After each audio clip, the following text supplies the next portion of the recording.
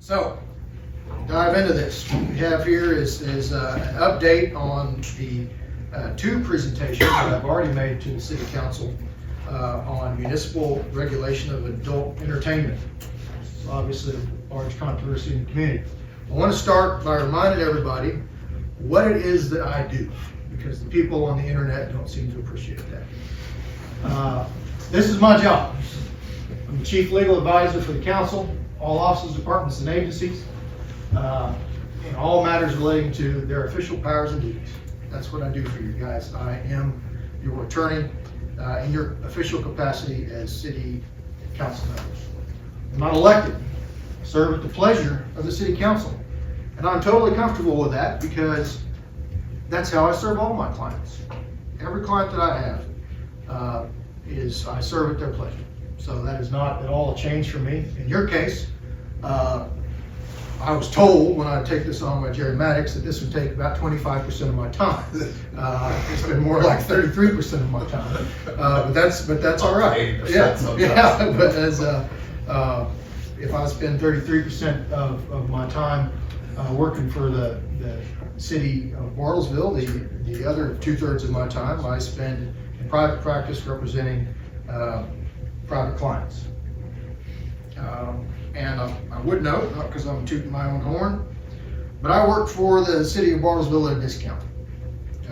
I charge the city of Bartlesville significantly less per hour than I charge my regular clients, and that is a matter of public service.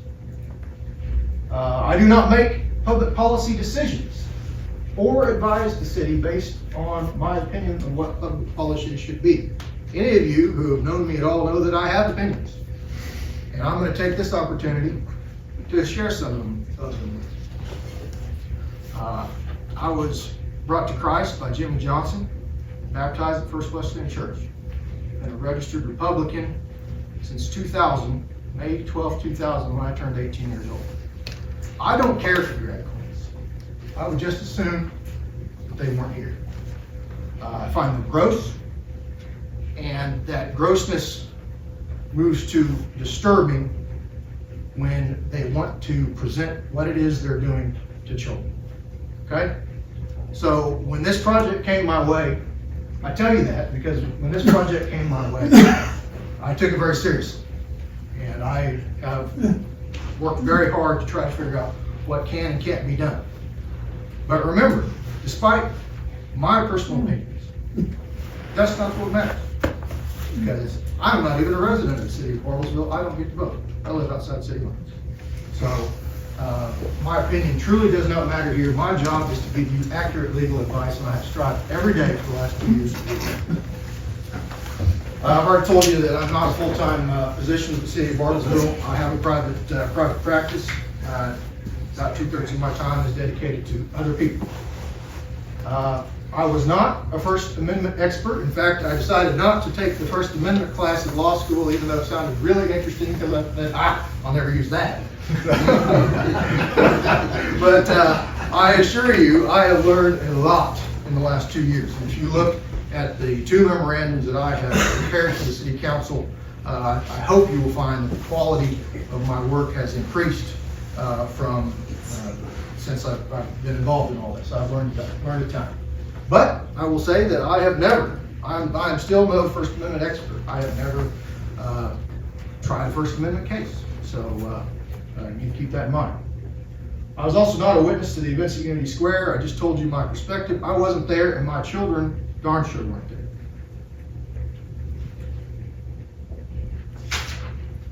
Here's the timeline of this controversy. Got everyone upset was that on September 10th, 2022, OKEQ, that is Oklahomans for Equality, featured a pride event in Unity Square, our downtown park, which featured drag queens. A group of citizens headed up by Shannon King did a change.org petition and presented it to the City Council. I can't remember if it ended up with 2,500 signatures or something of that nature. I was asked to prepare a memorandum and a presentation to the City Council explaining what in my inexperienced mind 2 years ago could and couldn't be done to regulate that sort of activity in our public parks. The memo you should have November 4th, and then it was November 7th was the first presentation. Christmas happened, City Council cogitated on it, and I was directed in January of 2023 to develop some proposed ordinances related to adult entertainment. And I proceeded to work on that vigorously. The harder I worked, the more I realized that this was going to be very, very difficult. And while we were working on that, we continued to work both with Ms. Kane and with OKQ to see if there was a way to bridge this divide. April 3rd, City Council approved an agreement with OKQ which restricted drag shows to indoor venues only. And I want to point out here that that was less than 120 days, because there have been people out there on the internet, in the sewer of our town, claiming that I somehow did not obey the City Council's direction. Note that the agreement that was presented to City Council was less than 120 days, so I did what I was told. September 9th, 2023, OKQ hosted a Pride event. There was no drag show. And I want everybody to know that there was no drag show in Bartlesville, Oklahoma during the term of that agreement. Didn't happen. October 1st, we got a visit from HBO. What a nightmare that was. March 28th was a few days before the expiration of the agreement with OKQ, and as the council had directed, I provided them with a memorandum that provides all of the legal research that I'm going to provide you with here today. The agreement expired on April 1st, and this year we got another drag show. So that's why everybody's upset. That's why we're here. The April 3rd, 2023 was a one-year agreement. It was a one-year agreement, and we'll talk about that more. Was that reduced to indoor venues or private venues? Indoor venues. Okay, thank you. These are the lies you've been told. Some anonymous lady on the internet has decided to write about me. She wrote that I falsely determined that no breach of law occurred. That's not my job. I don't make those determinations. At no point have I told anybody that a breach of the law did or did not happen, because that's not my job.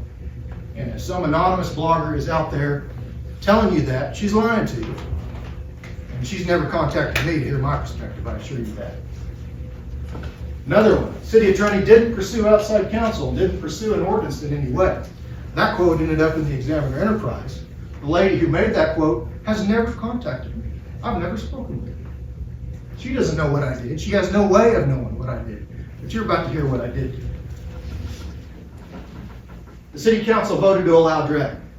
That is a falsehood. Did not happen.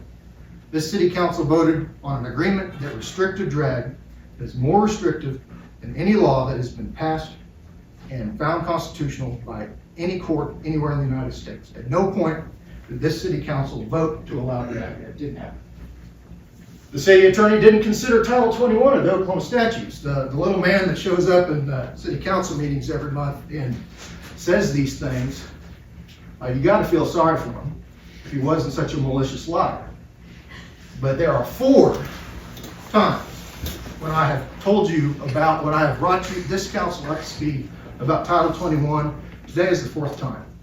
And when he stood up in front of the council and told them that, it was a lie. Finally, the city failed to protect children.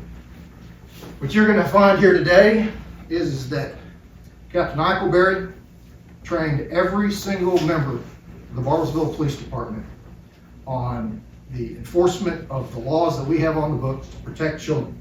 And then this council directed that Bartlesville police officers be at the event to protect children. So people that tell you that the city failed to protect children are lying. These are the outside groups that I contacted. The lady that commented in the Examiner Enterprise said I didn't try to do this. 12 groups that I have contacted. These are the cream of the crop of Christian, conservative, legal organizations, reputable organizations that are involved in this sort of thing and have the ability to advise the city. With exception, these bottom two, these are resources that the city is involved in, and I hope that they might be able to help me find somebody that can help. But these are groups that you are probably familiar with. There's two of them that I want to highlight because they are the two groups that I had the most contact with. First, this is the Alliance Defending Freedom, and I've added on here the Southern Poverty Law Center's designation of Alliance Defending Freedom as a hate group. And I guarantee that the Alliance Defending Freedom wears this as a badge of honor.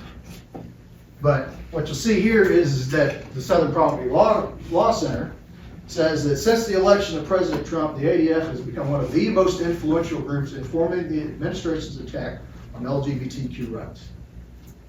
I want you to know that the ADF is at the forefront of this fight. Here is a article that was written by ADF in Rolling Stone.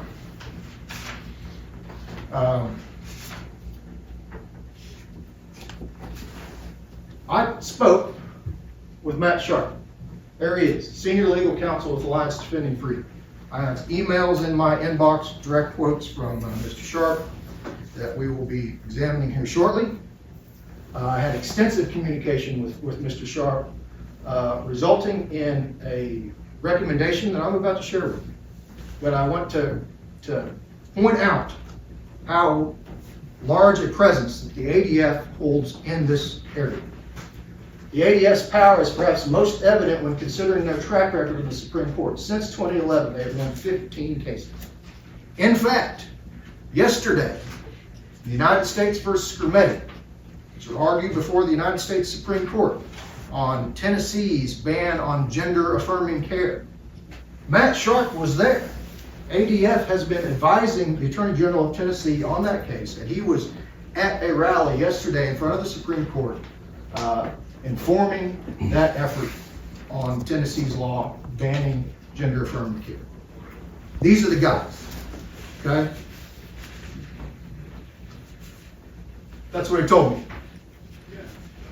As we've been thinking through this issue, we so far have not found a principled, constitutionally sound way to prohibit non-sexual drag performances. That's from Matt Sharp, the man that was in front of the United States Supreme Court yesterday, arguing for the Tennessee ban on gender-affirming care. That's what he told me. I have that email in my inbox. I'll let you see it anytime you want. There's another group. I've never heard of the Rutherford Institute. We're not on my radar. As I understand it, they kind of made a splash back in the 90s when they assisted Paula Jones pursue a sexual harassment suit against Bill Clinton. But they now concentrate on First Amendment issues, and they came to my attention when they issued this press release, and Bartlesville ended up on Fox News. I'm sure you all are familiar with Rich Penkoski. He's an activist who showed up in Bartlesville and ended up having a protective order entered against him by our district court. Mr. Penkoski was represented by the Rutherford Institute and their local council, who I'm going to discuss here in a second, in challenging that protective order. And the Rutherford Institute made these statements in public, and that's how they came to my attention. I want to emphasize the city had absolutely nothing to do with that protective order case. Nothing.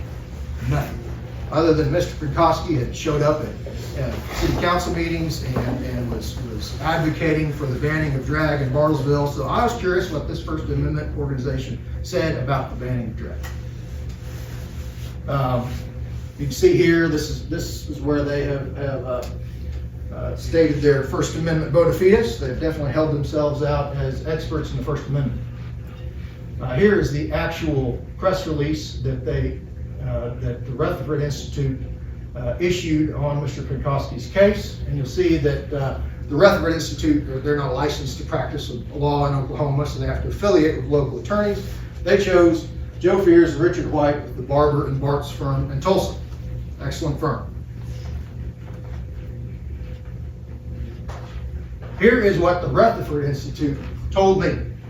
Just like ADF, this is in my email box. There seem to be potential free speech and other concerns with the law or ordinance that would specifically target and prohibit drag or drag performances.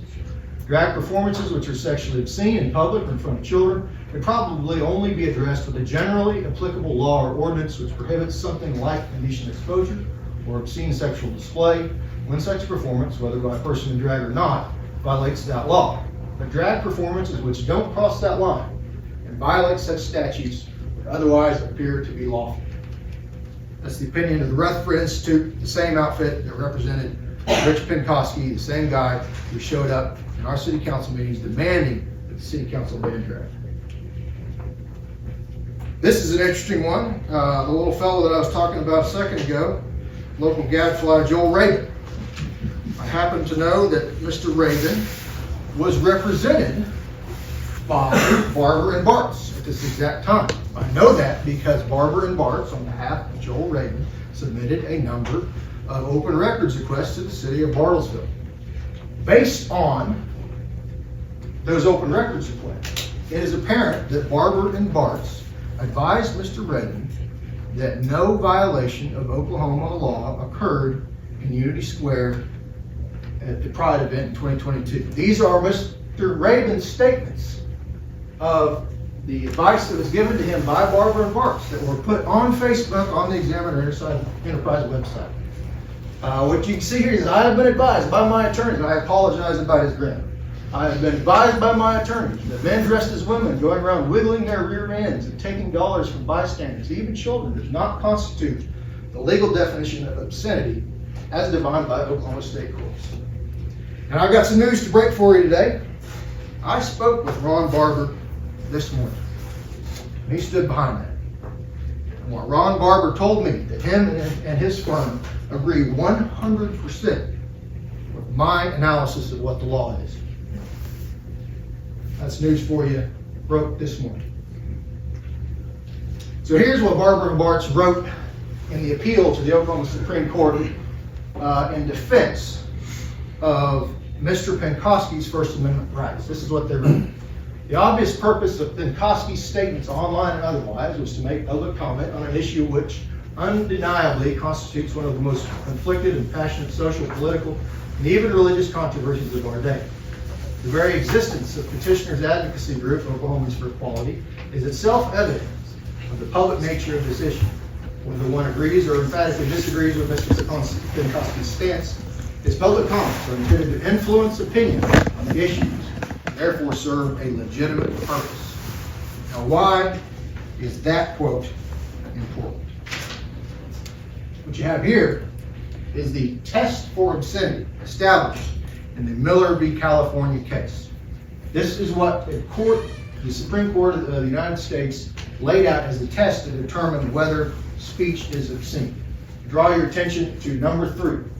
Whether the work taken as a whole lacks serious literary, artistic, political, or scientific value.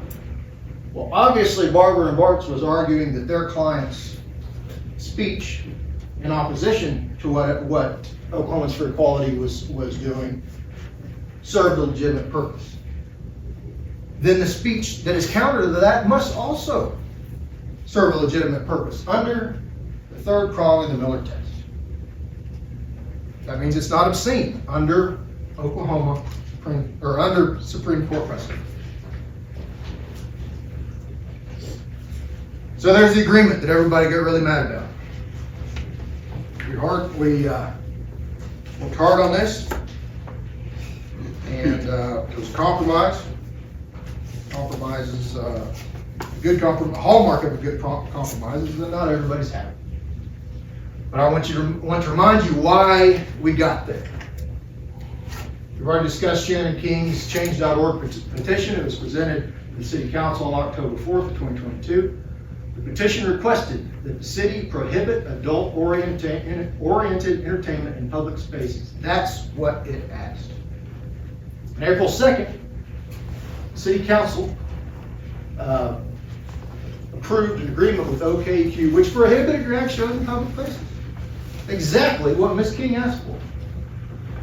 And I said this once and I'm going to say it again. By ratifying that agreement on April 3rd, the City Council approved restrictions on drag which were more restrictive than any law or ordinance passed by any state or political subdivision which has been upheld as constitutional by any court of law. That is true. In fact, national media outlets, including the Washington Post and Daily Beast, described that agreement as a drag ban. A drag ban, that's what they called it. The agreement that was approved by this council. In fact, OKQ hosted no drag show in Bartlesville during the term of the agreement, so maybe it was a ban. Claims that by voting to ratify that agreement, that this city council voted to allow drag are unequivocally false. It didn't happen. So now we're going to talk about the cases. The purpose of the agreement was for me to monitor these cases over the course of the year to determine what can and can't be done. And these are those cases. The first, foremost, was the Tennessee Adult Entertainment Act. It's passed in March 2023, defines topless dancers, go-go dancers, exotic dancers, strippers, male to female impersonators as adult cabaret performances, and bans them in public places and in the presence of minors. Not even a month later, Friends of George's Inc.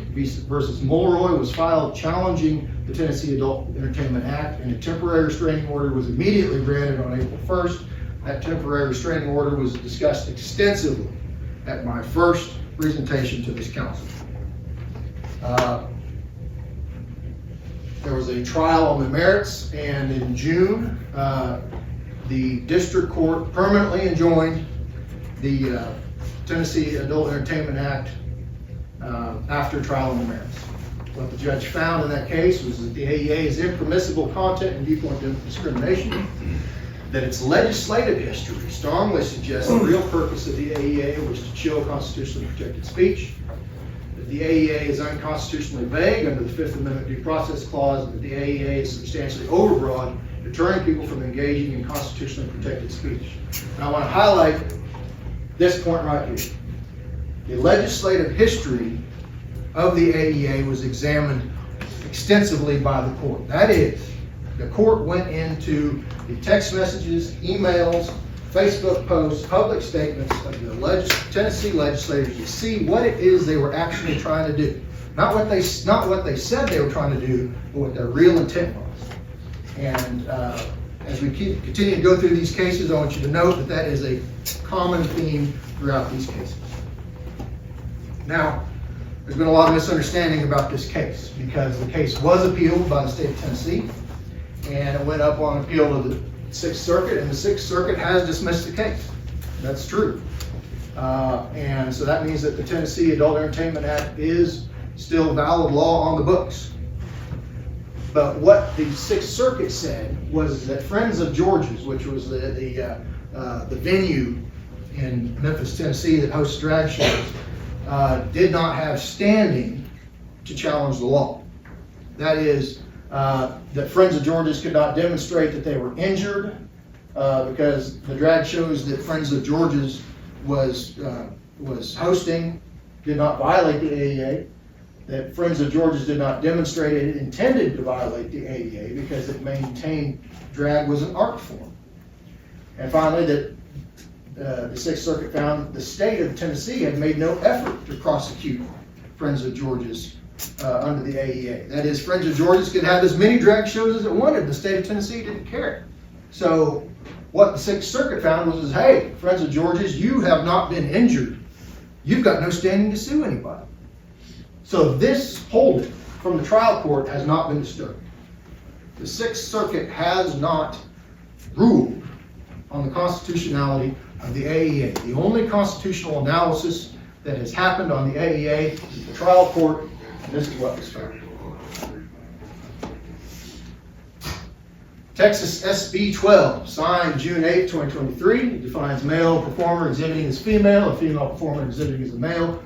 who uses clothing, makeup, or other similar physical markers, and who sings, lip syncs, dances, or otherwise performs before an audience and appeals to the prurient interest in sex as a sexually oriented performance. Sexually oriented performances were banned in public property or in the presence of a minor. Woodlands Pride, Inc. versus Coleman Arrow was immediately filed, and a TRO was entered shortly thereafter, establishing the pattern that we're going to see for the rest of the evening. After a trial on the merits,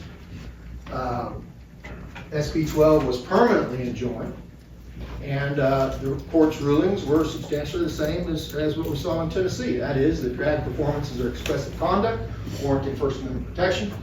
That SB 12 is a content-based restriction which is not narrowly tailored to promote a compelling state interest. That SB 12 constitutes impermissible viewpoint discrimination. SB 12 is substantially overbroad, unconstitutionally vague, and is an impermissible prior restraint on speech.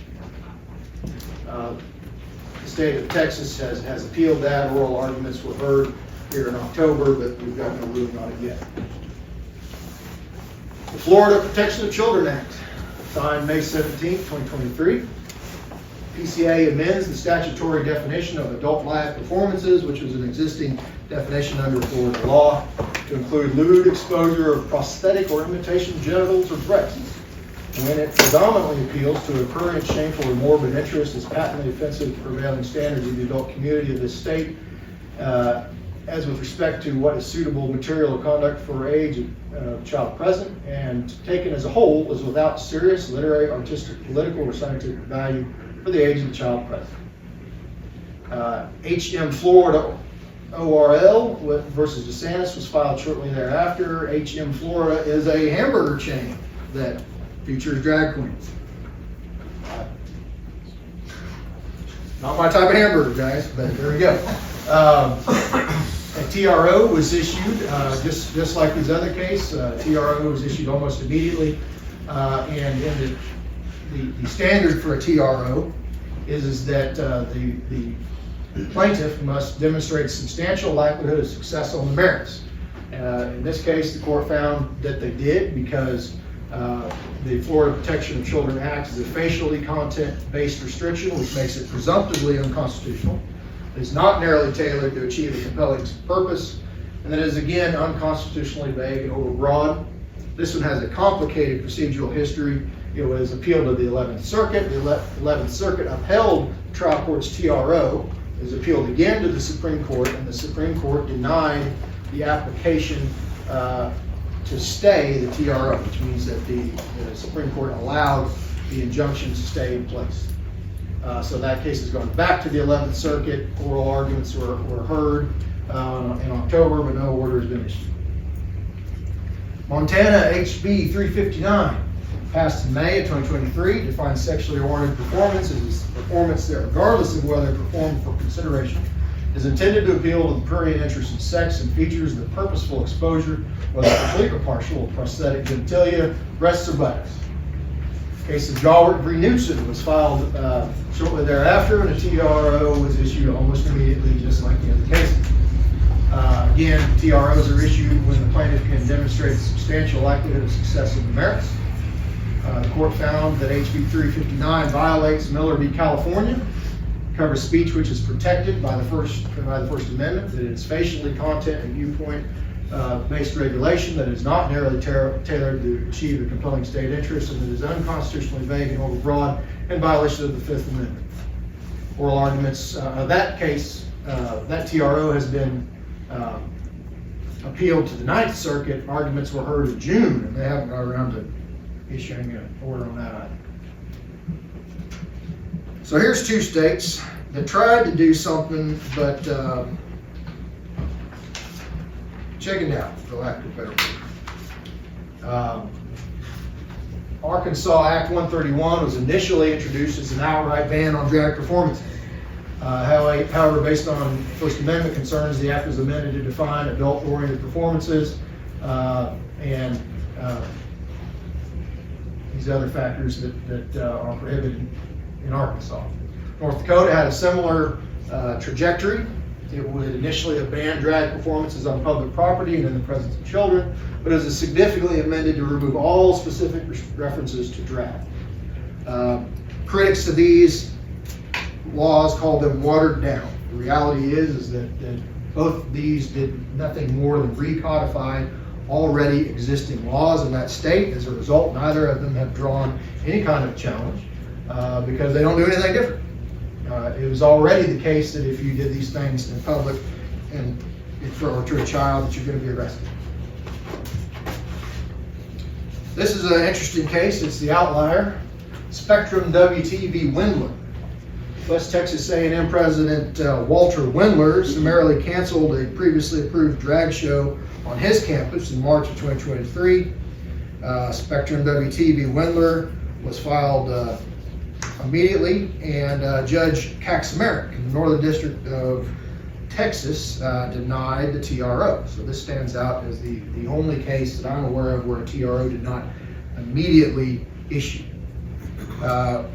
But Judge Kaczmarek himself has told us why this is different from our situation. And that is, he established existing Fifth Circuit, he referenced an existing Fifth Circuit case for the proposition that it is well established that students' First Amendment rights are curtailed while in school.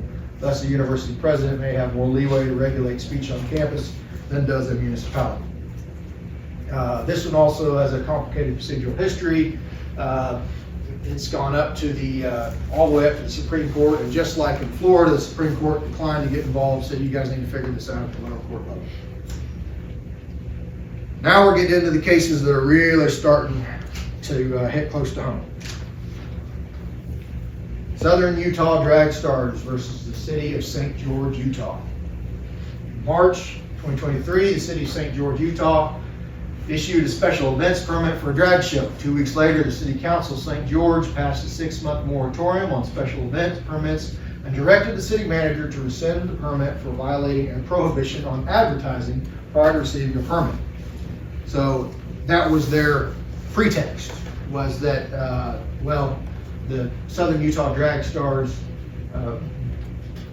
they advertised their event before the permit had been issued, and therefore we're going to revoke the permit. Well, the court examined the legislative history, again, of what was said by the city council members on Facebook and private text messages, and email, and public to the press, and determined that, in fact, they weren't worried about whether or not the event was advertised beforehand or not. In fact, what they wanted to do was prohibit speech with which they disagreed.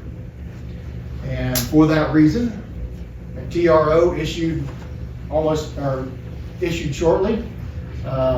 In that case, the court found that the city's actions were unconstitutionally vague and overbroad, unconstitutional prior restrictions on protected speech, unconstitutional viewpoint discrimination, and again noted the discriminatory intent demonstrated by the council members' communication. In August, the city tried to repeal the moratorium and enact a new special events ordinance. They did this so that they could file a motion to dismiss, saying, hey, this is moot, you can't sue us anymore. The court didn't buy it, the case was allowed to continue.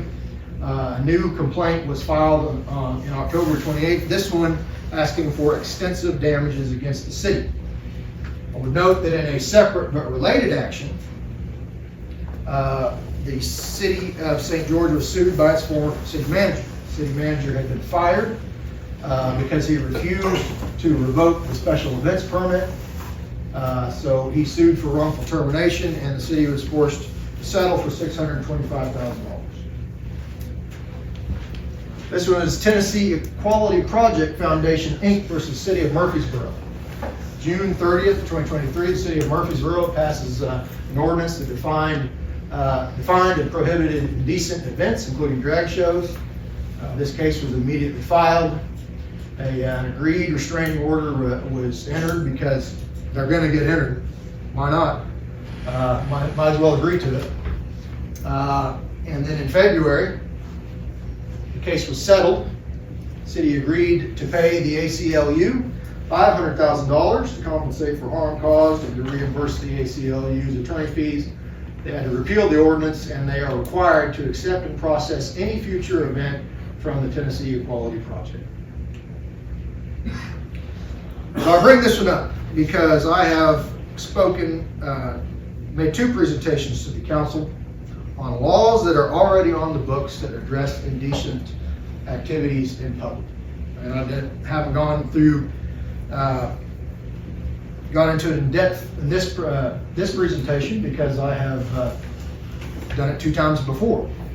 But I want to highlight all of these laws that are already on the books: prohibiting lewd acts, prohibiting lewd conduct, prohibiting disturbance of the peace through the use of profane language, prohibited outrages to public decency, prohibits indecent exposure, and prohibiting lewd acts upon the child. And I've highlighted these ones because that little man I keep talking about showed up and told you that I have never talked to you about Title 21. There it is. And it has been addressed at every time that I have had to do one of these presentations. Finally, as I already mentioned, Chief Eichelberry worked with our district attorney and provided specialized training to every member of the Bartlesville Police Department prior to the September 9th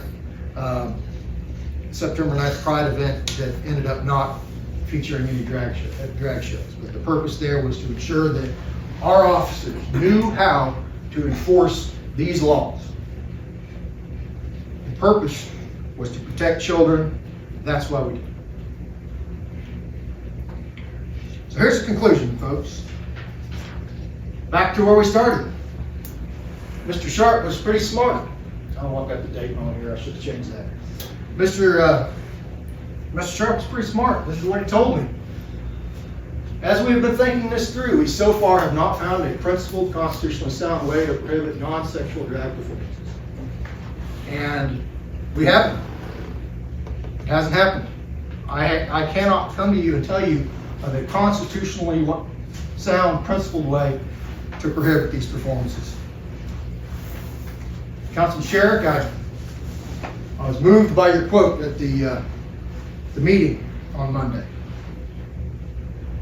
This is an excellent statement of exactly what it is that the city is required to do. You said the voice of the people is paramount. Allowing someone to speak, allowing their voice to be heard, that is the business of government. And indeed it is. You all took an oath.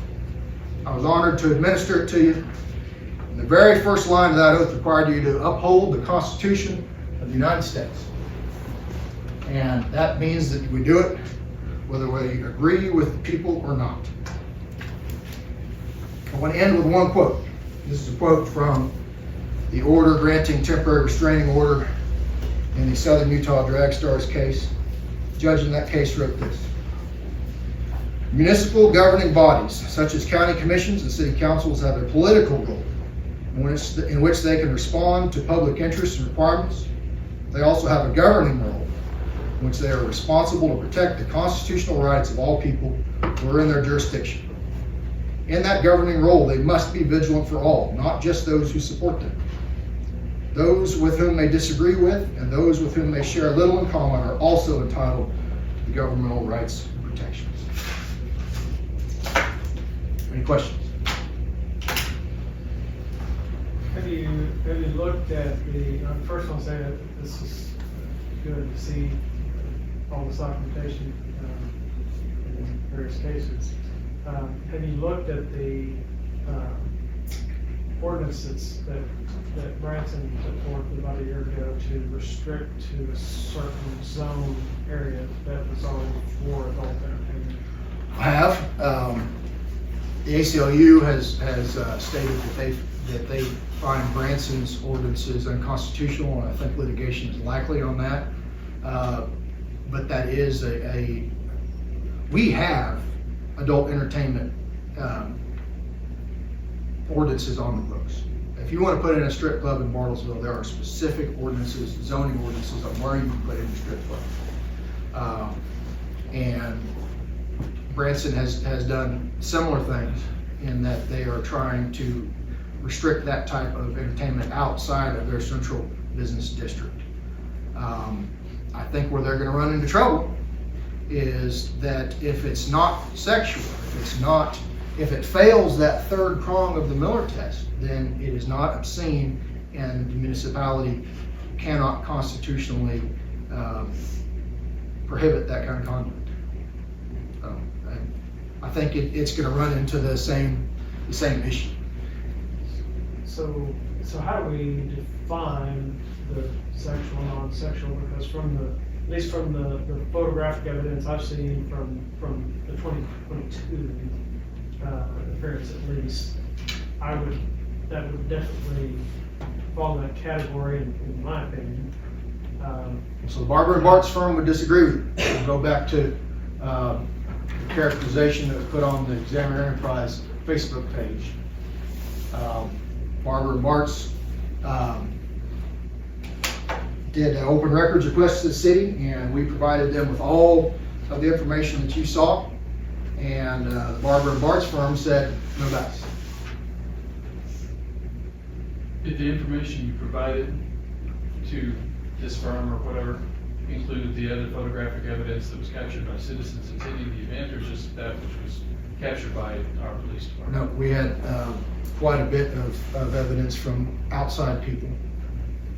We gathered everything we could. And one of the most bizarre experiences of my life, Mike Bailey and Tracy Rolls and I sat in a room for 4 hours and watched a drag show. This has not been a pleasant experience for me, folks. Well, I'll go further than that and say that Barber and Bart's got from a lot of different various sources outside Jess and our city. And they definitely received the information that you all are referencing, because I believe it originally arose from Rich McCoskey, who is one of their clients. So I'm certain they saw that, the ones that you're referencing. The main ones I represented, actually what I could even see on the Examiner Enterprise side, is still out there. I mean, just looking at what they're bidding and receiving the money for that, I mean, it's obvious in those pictures. And that's sexual in nature. And we've had those conversations that while we might agree, it didn't meet the legal definitions. Those were the challenges that we had. So I want to, because this is a public forum, I've been very, very careful on my communication on this. I want to ask some broader questions, but I'm going to say again, because it's a public forum, the issues we've gotten into, and I appreciate Jess for sharing what he shared with the council, like in the document form. So I read this a couple weeks ago. Cannot be content-based regulation. Most of these laws got themselves in trouble because they were not narrowly tailored. They were viewpoint-based. And part of the reason I'm bringing such a big point to say, like, I want to keep my central argument central, because the courts have looked back on what city councils have said to say, well, your intent has been this, no matter what you're arguing now. So I want to be crystal clear that this is my main focus. And you've said that we have an issue because a lot of times, or one of the key cases you cited, that these bans or these regulations have not been, I believe this was the Montana one, not narrowly tailored for compelling state interest. That is called the strict scrutiny test. Yes. That is been prescribed by the Supreme Court to evaluate the constitutionality of things that interfere on fundamental rights. Yes, and I believe, as I've researched some of this, it possibly has the ability to pass Miller as well, the Miller test. The idea that what we are trying to regulate must be narrow, it must be the lightest touch possible, and it's not about regulating speech unless the state has a compelling interest. And over and over again in the courts, it has been found that the health outcomes of children are a compelling state interest, in which case the government may and has regulated speech. So I know that you have spent some time at least thinking about this. I know at one point when you and I talked before the council and everything, you said you had not been instructed by the council to look into this specific avenue. That exposure to displays, especially celebrated displays of body dysphoria, leads to rapid onset gender dysphoria, which leads to long-term health outcomes for children who become adults, who engage in things that hurt them bodily, psychologically, leading to higher rates of suicide and all kinds of health outcomes.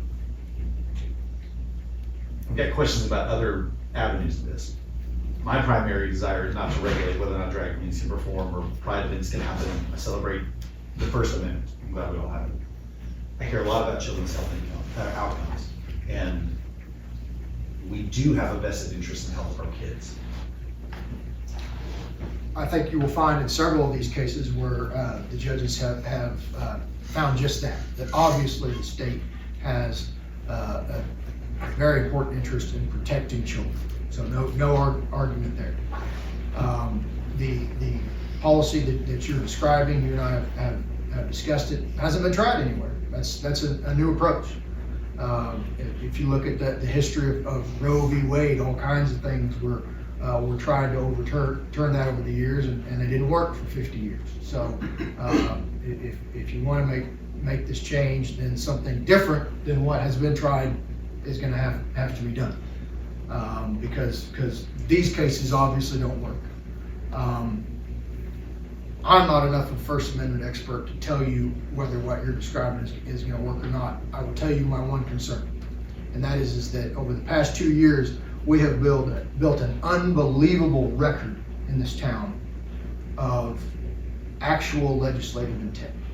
And I stood up at the very first presentation that I made on this issue and warned against exactly this, and people were offended by the way I said it.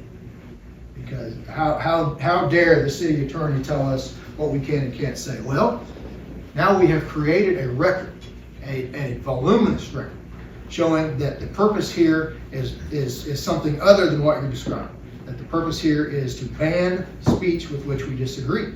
And I'm telling you that when the city of Bartlesville is sued by the ACLU, they will beat us over the head with that record.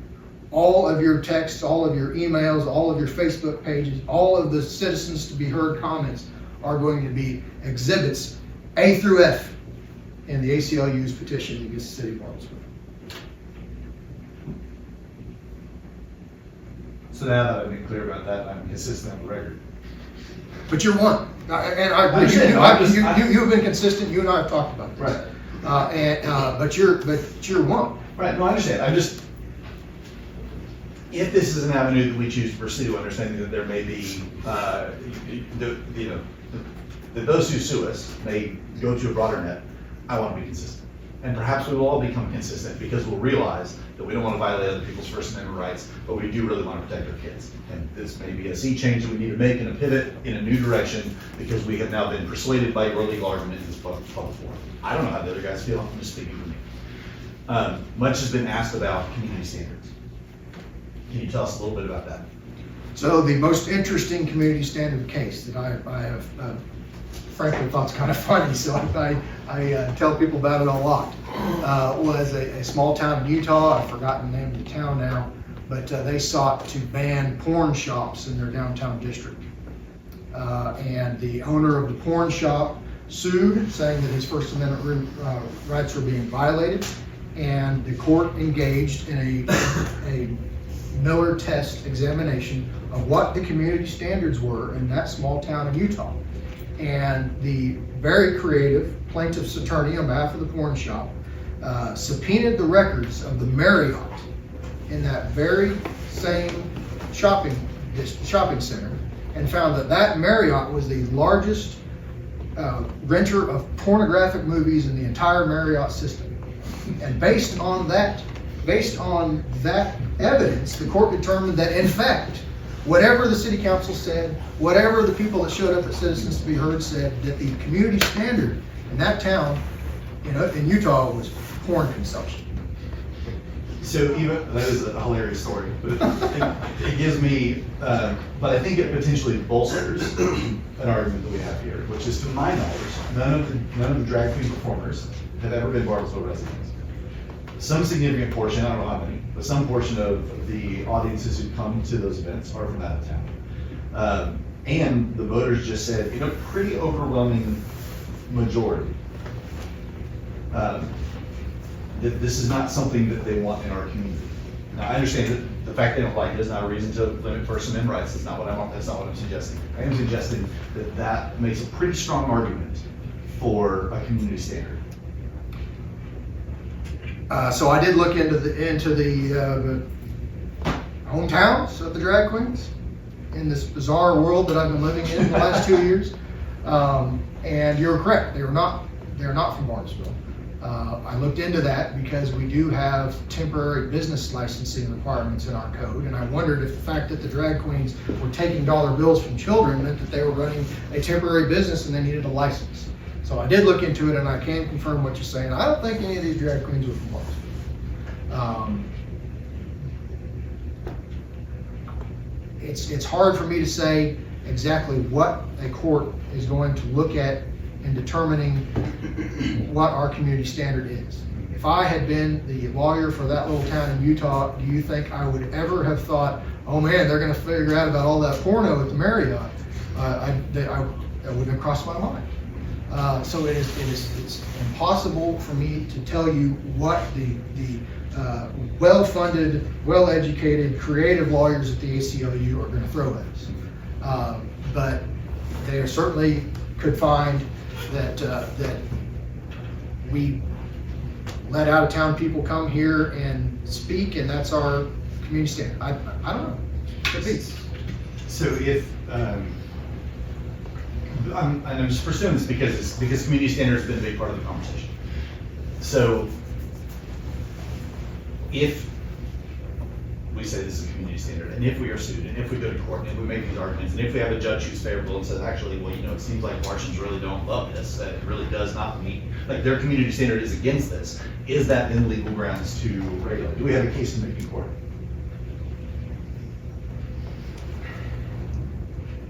Restate your question. Do we have a case to make that?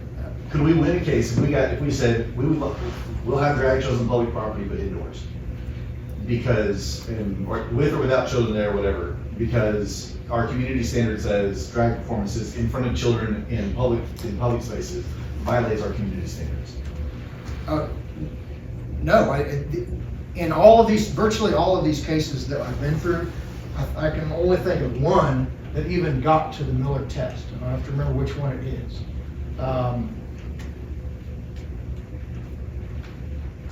It was the Montana case. In Montana, the court actually considered Miller. In the rest of these cases, the court never even got to Miller. So whether you get to that okay, this is protected speech, but you're allowed to regulate it because it's obscene, so we need to, or you're allowed to regulate it if it's obscene, so let's do a Miller analysis to make sure it's obscene. These other cases didn't even get there. The court said, no, this is unconstitutional before they even worried about determining whether it was obscene. Right. So our community standards do not matter. Well, they matter if we are going to try to regulate something on the basis of obscenity. And the way that those work is that if we pass an obscenity regulation and someone is prosecuted for that, their attorney is going to say, hey, what I'm doing is not obscene because it doesn't violate the prevailing community standards in Bartlesville, Oklahoma. Here's why. And it's just impossible for me to tell you what I think the evidence that they will put forward about what the community standards in Bartlesville are. Right. So, I never would have thought that the Marriott use a lot of porn. Right. I don't know. I find it interesting that the Marriott traffic, which would presumably be out-of-town traffic, determined the community standard. That struck me as well. But That really struck me, and that's part of the concern about the argument with the people from out of town, because in that case, they didn't care. Those people were obviously from out of town, yet it still became part of their community standard because it was permitted in their community, so. well, I spent a lot of time on this. Yeah. I spent a lot of time on this, especially in the early days of the controversy, because people were coming to me saying, hey, why don't we just draft some community standards and have them passed by the council? Well, that's not the way it works. The ACLU doesn't care what you guys say the community standard is. The ACLU cares about what they can demonstrate the community standard is elsewhere. right. So the only way that there would be a community standard argument potentially to make in court that it might hold up we would have to be able to extremely narrowly define what our community is. Sure, yeah. I'm not saying they couldn't No, no, define evidence, I'm just I- saying, if the broader that we have Yes. allowed our community to be, or the more forums we have given so, right, here's my direct concern. I don't think this is a route we can take anymore, but I still wanna know, because it's part of the conversation. So if we have now said that we will take a limited public forum, like our city council meetings, and open it up to anybody who does business here or might move here someday, they have now been given right access to our limited public forum. So it's gonna be really hard for us to say they're not a part of our community and our community standards and our open public forums, like Community Square. Yes, I do agree with that. So we would have to lock down our definition of community so tight that when they say, well, the Marriott shows porn, we say those people are from out of town and not a part of our community. You need to be able to distinguish what the people that live here want and what they expect. The whole analysis behind the Miller test was that somebody living in Maine is different from somebody living in California. And they have different community standards and different expectations. So I agree with you that if we are defining our community as something larger than just people who live in Bartlesville and are subject to these ordinances, that yes, we've got a potential problem. And if the town would ban Marriott from showing porn, then that could have been used in their favor for community standards, says we don't allow this kind of thing. And they never did that. Right. So that ended up helping to develop a community standard that didn't stand up in court. Right. So so the community, we have a community standard problem on our hands. That has grown significantly this week. So if that's not an option, again, healthcare one's the interesting one. I've got one more question for you, and I bounce this idea off of you. Because one of the challenges that has happened in court over and over again is that it was content-based regulation by the government. The government was exercising content-based regulation. So what if the government doesn't regulate at all, but allows the citizenry to regulate events beyond a certain size? So Trevor had I think commented in one of the city council meetings while I was observing about the ideas of, and people have been kind of frustrated about the amount of money that was spent on the police force and that kind of stuff in present. Well, that's a major burr under my saddle, because that is where the goalposts have been moved on city staff. We were told, angry people showed up at city council meetings saying, you aren't protecting children. So we sent our entire police force out there to protect children, and now people are saying, well, you spent too much protecting children. What are we supposed to do? Well, and one of the things that Trevor has said very consistently is we don't want to do any kind of regulation. We're going to charge for security and stuff that focuses on an event and not another event, right? Whatever ordinances we pass, we want to be as applicable to, Grace Fest as it is Sun Fest as it is to a drag show, because that is one of the ways that we show that we're protecting free speech. Just from a legal basis, I'm not going to go by policy or not, from a legal basis, is it possible for us to pass an ordinance that says, hey, if anybody wants to use a public venue that expects to have attendance over a certain size, you have to reserve the space by, I'm just throwing numbers out, 90 days out. And then the community has 30 days to show up at City Hall and sign a petition form, and if it gets 3,000 to 5,000, whatever, some number, there's some overwhelmingly large number that says, this violates our standards, we don't want this, then the event is canceled. Well, we have talked about this, and I'm going to publicly give you credit for coming up with new and innovative ideas. It's impressive. I'm going to publicly get my wife credit. Because of all of these cases, it's pretty consistent. What was tried, what the legislators and city councils tried to do. What you're describing is not something that I've seen. So I can't speak with any kind of authority on how a court is going to rule on that. I know how a court's going to rule on these. What you're describing is something different. I think the first most interesting thing about that strategy is that there would be no standing whatsoever to challenge that regulation until a group of citizens actually came forward with objections and an event was actually canceled. Because you'd be running into the same problem that they're in Tennessee, which is that nobody's hurt, nobody's harmed until this has actually happened. So I think that may be the most intriguing part of your wife's idea. But I think that in the end, my concerns would be the same. That the First Amendment is its purpose is to protect unpopular minorities. Think the Nazi rally in Skokie, Illinois. If you ever watched the Blues Brothers, that was a big deal. The Nazis in Illinois, right? The Supreme Court weighed in on that and said you can have your Nazi rally in Skokie, Illinois. Not much that's more unpopular than Nazis, but their rights were protected by the First Amendment. So just because a large group of citizens comes forward and says we don't like this, we want the event canceled, doesn't mean that the rights of that minority aren't protected. Agreed. The difference here is that there is a prurient interest, right? That there is a prurient interest standard that may be violated, and the community does have a say in what that is. So it's not, again, it's not just about blanket restricting speech that you or I do or don't like. It is a question of the content, potentially, right? There's things of a sexual nature, there's a sexual background to it. And if the community is going to be able to establish a standard that is not based on what we or have not said publicly as a council or as candidates, then requiring the voters to go to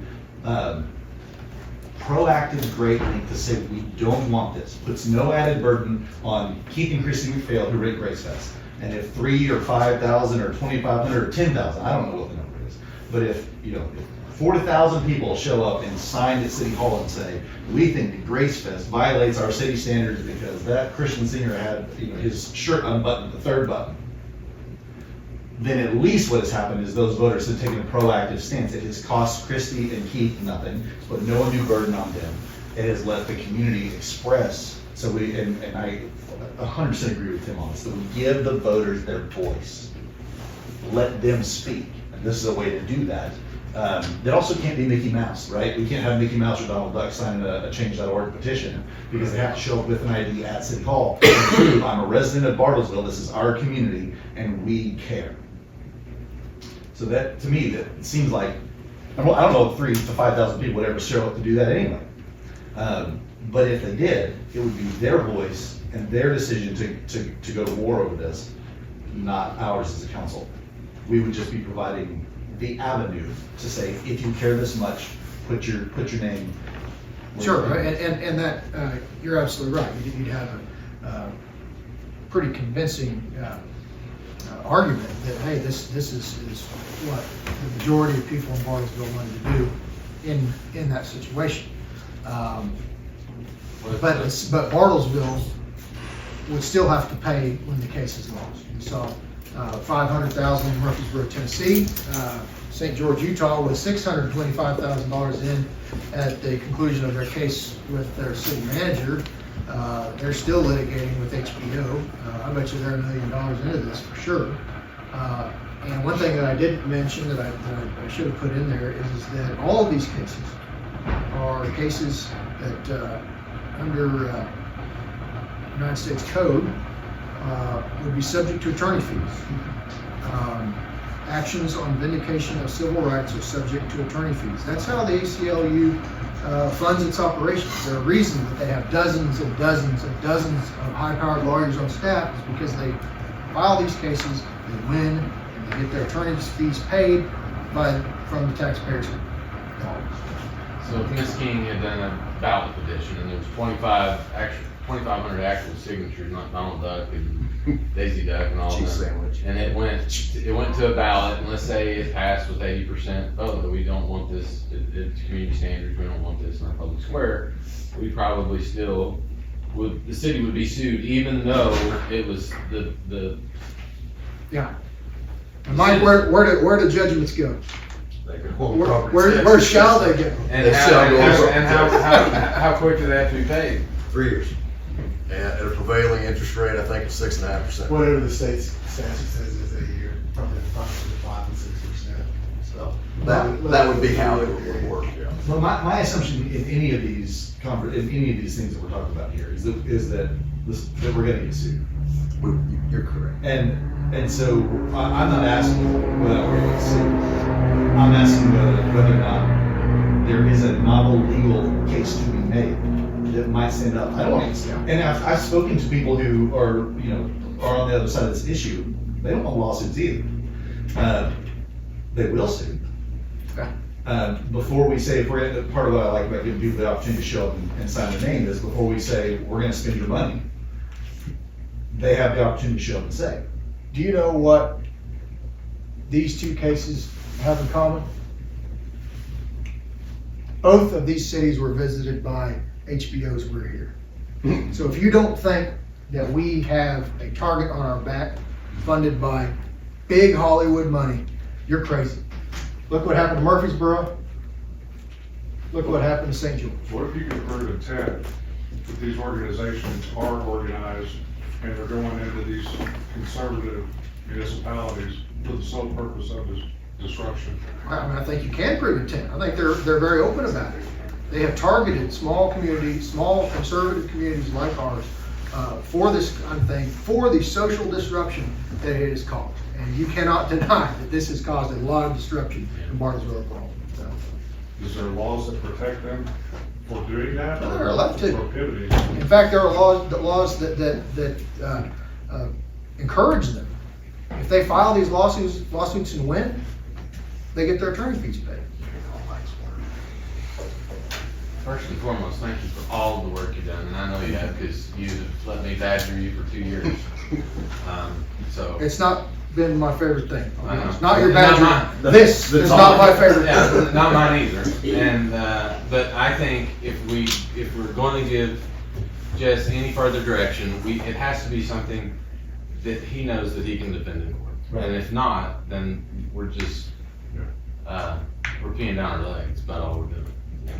That was a very interesting visual. You don't have to stand in front of the city council and talk about prosthetic genitals. I mean, come on. You don't want to see Jess's search history. I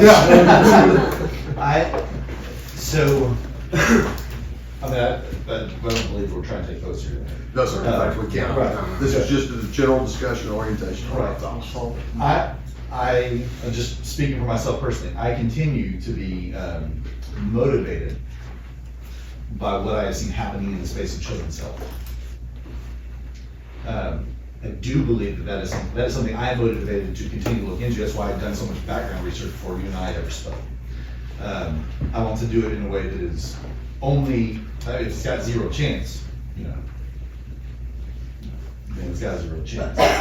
But if there are novel approaches that allow us to protect children's health, and only that, with the lightest possible touch, in ways that pass Miller and the other standards the Supreme Court has set over the years, or for when the government steps in, because I don't want my free speech regulated either. I think those are worth pursuing from a research perspective, personally. Both in how we go about it and the very narrow point that we were trying to make in doing so. That might also potentially give us the opportunity to go back to the negotiating table with our neighbors who also care about our community, and lay out, can we negotiate a way forward that doesn't involve this, coming to conflict? If we present with this, that we got no leg to stand on anyway in this negotiation. I appreciate the work. I was blown away. I read through the document that you had shared with the council over Thanksgiving. It was a lot.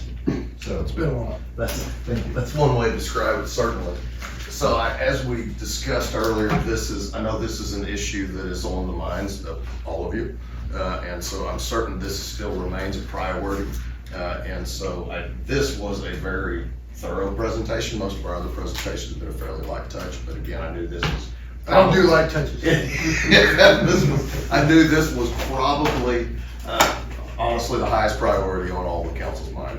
Again, this is not just for the new council members, the returning council members, staff. We've been dealing with this 3 years now.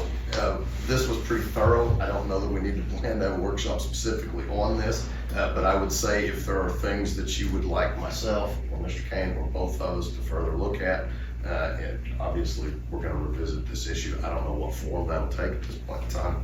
As I said, I wanna meet individually with the 5 of you sort of over the next couple of weeks and hopefully come up with a plan of the priorities and how you all want to address them. And we'll look to set that. Obviously, we'll address those in a public meeting in the same way that we did this one. This is the only way we have to do business. So this was a lot. Anything else on that subject? Well, I want to say thanks for everybody who's put so much into this and getting us this information. I know it is a lot, and it took a lot of organization to get it there. And just appreciate all of it. Lots of good education. And thank you. Yes, thank you. Thank you all for spending the day with Stick us. on our agenda. Yes, sir. Sorry. If we're done with this, I'm willing to go on. Thank you, Mayor Concrete. Thanks for everybody for sticking with Keep me us. straight on that, yes. Good. Yes, sir. Because when item number 6, the City manager staff reports, no staff report, just to say, as I said, I'll be in touch with